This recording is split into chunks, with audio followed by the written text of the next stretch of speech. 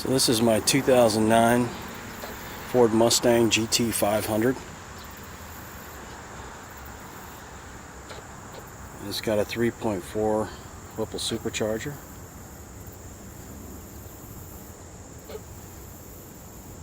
Just kind of a standard cold air intake.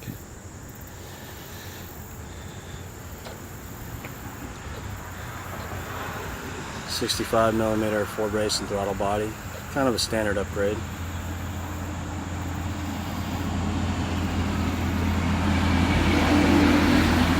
This is only top end modded. Stock internals. The Whipple supercharger, the cold air intake, and the throttle body came with the car when I purchased it down in Florida back about Christmas 2014. Came with some nice little Shelby cosmetics. Just little cap sets.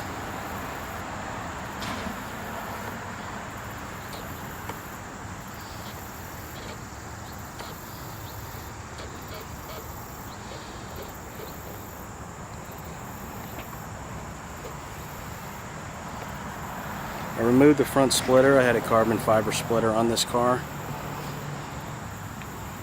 Remove that. Used to sit a little bit too low, and it would hit my dovetail on my trailer when I was loading it and offloading it.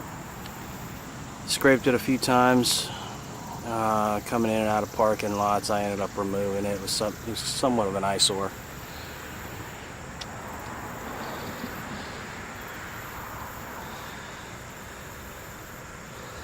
Got the Weld RTS S71 15-inch wheels on the front. Changed the standard Pro Street Strange Engineering drag race front disc, about 11.2-inch rotors.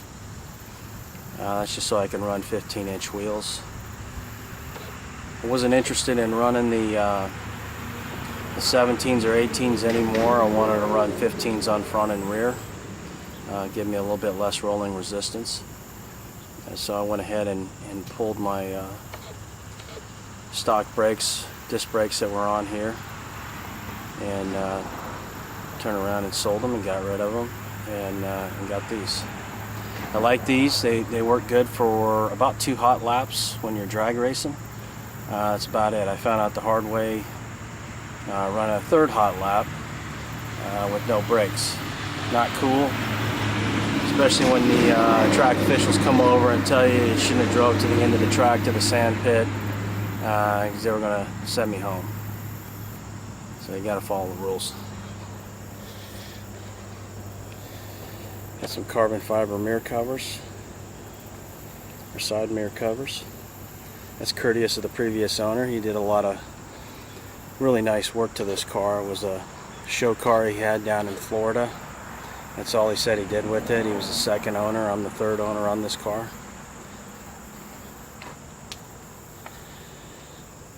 Now we get to the good stuff. So I've got a custom 850 cage here from Race Car Specialties in Warren, Michigan.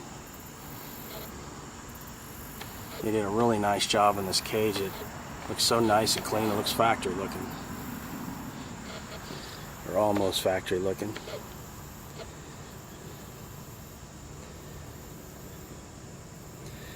I added the 45.1 roll bar padding as Kirky.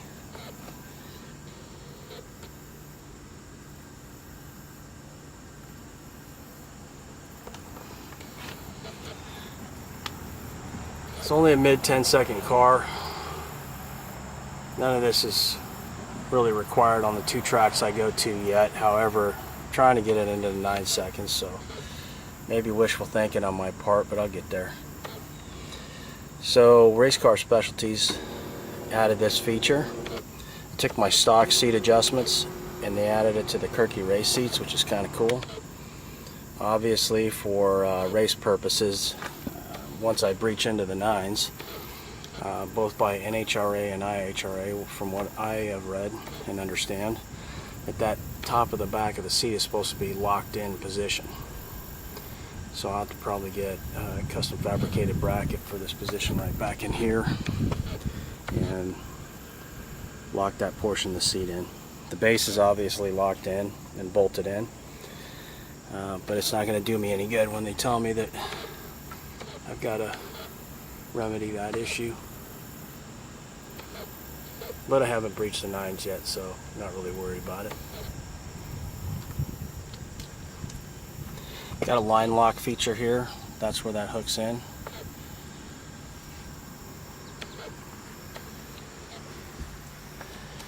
Line lock is armed under this switch right here. And then all I do is push on the brake when I get ready to do my burnout. And then I hit this little button right here on my steering wheel. Sort of awkward so far. I'm not used to using the line lock. Kind of went old school and used to just jump off the clutch, jump on the brake, and push on the gas, do a quick burnout, clean off the tires, and then go for it. But you gotta learn. I've got my quick release steering wheel in here. Horns on the right. Try to maintain somewhat street legal ability since the car is still driven on the street. Got an MGW shifter. I added this last year when I did the work to the rear differential. That's after busting out the stock axles after about 3 seasons of racing.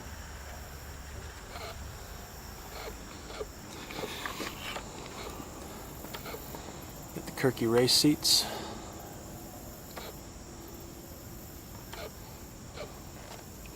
The RJS harnesses, 5-point. Quick release style. I like that feature right there. Many years ago, actually almost 3 decades ago, when I used to jump out of airplanes and stuff like that. I went to some German and French jump school, British military. They all use what we call dial of death. That meaning, if the reason we call it dial of death is if you turned that while you were in the air 500-600 feet off the ground, you're going to fall out of your chute.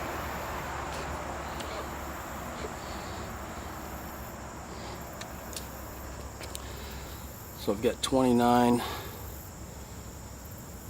10.5 wide 15 DO6 compound stiff wall Hoosier slicks on the rear. That's an OEM power stop brake in the rear. I didn't put any really good brakes on it just yet. It's just an OEM power stop. These are decent brakes, good price.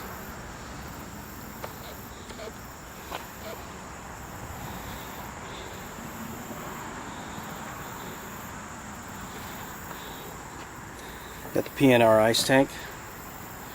Found out about this through one of the Shelby GT500 clubs I'm a part of. One of the guys has this company called PNR Welding. So I purchased that off them. Procar Associates added some custom plumbing in here. Did a really nice clean job. You see the mounts for the roll cage in the back of the trunk area.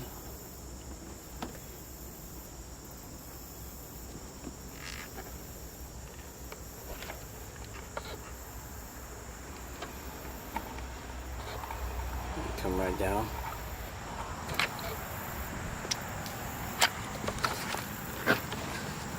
Moving on to the rear. So this is a GR40 SS Wattslink.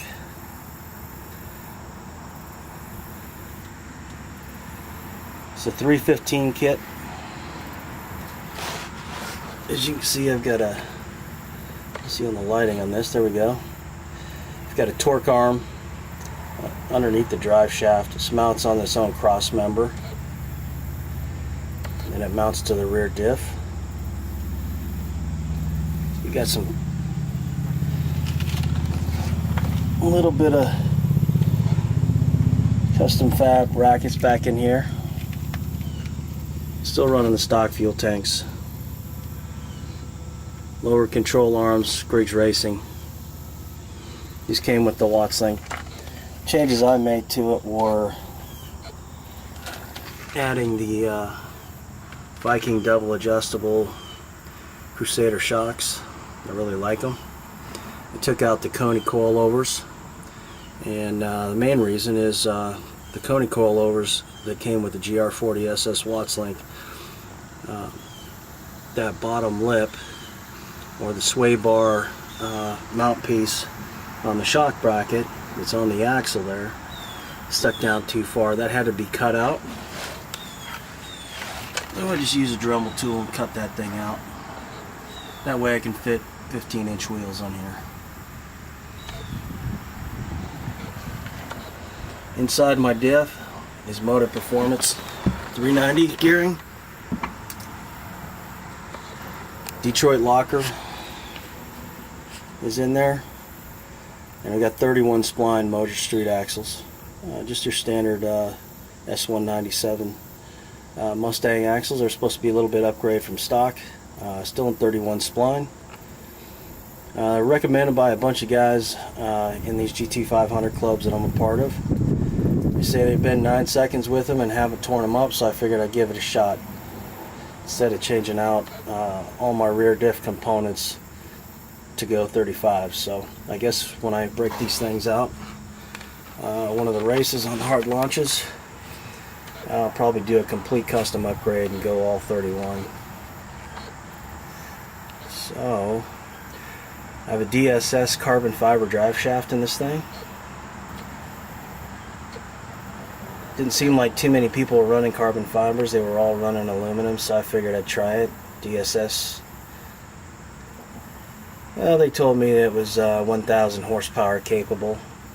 Obviously it's working for my application because I'm only at mid 600 on rear wheel horsepower and about the same for rear wheel torque.